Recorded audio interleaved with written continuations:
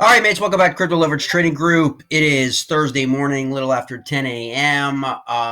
Really wanted to touch base with everyone, give everyone more update on what's going on with the technicals. I know a lot of people, there seems to be two camps nowadays, especially with leverage trading, on whether or not you should use technical analytics or bag it, and that it's all nonsense and it doesn't really do anything.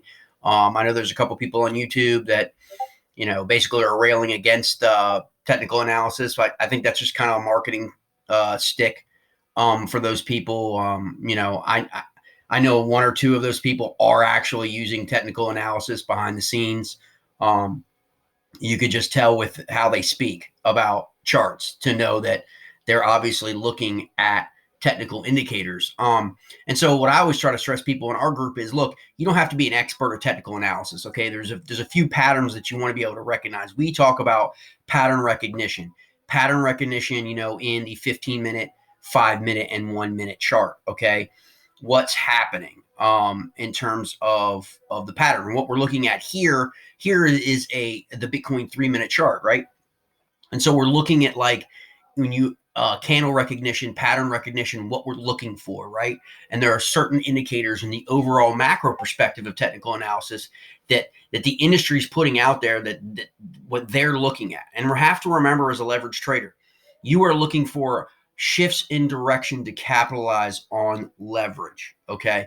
Not just using your leverage in terms of borrowing capital to gain more of a capital exposure into a particular coin, currency, stock, or investment on margin, right? What we're looking at is, okay, we want to pick an entry, go in, determine different leverage depending on what the pattern is telling us. If we are in a bullish trend during the day and we're seeing 90% green candles, we want to raise our leverage. If we're in a continuation pattern in which we're range bound, right, and we want to lower our leverage a little bit, we can get into, if you join the Discord, the free Discord, it's in the description. You'll learn a little bit about the fee structure for all the different coins, and we'll dive down as to what your actual best leverage is when you look at your P&L versus your fees, especially on BitSeven, and how much they're taking. What's the best leverage? The best leverage is not always 50x. It's not always 25x. In some instances, that best leverage is 10x. Now, you've got to get your head wrapped around that, is because of the fees are lower, plus the market, how the market is performing, okay?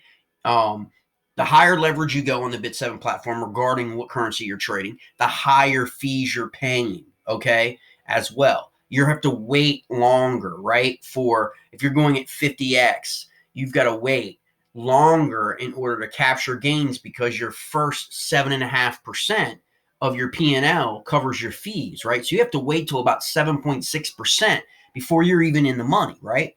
Whereas a lower leverage trade, it's far lower, like 5x, 10x, far lower, 1.5, right? 1.5. The movement, your leverage isn't impacting the market value, right? The exchange and everything, the buying and selling is doing that.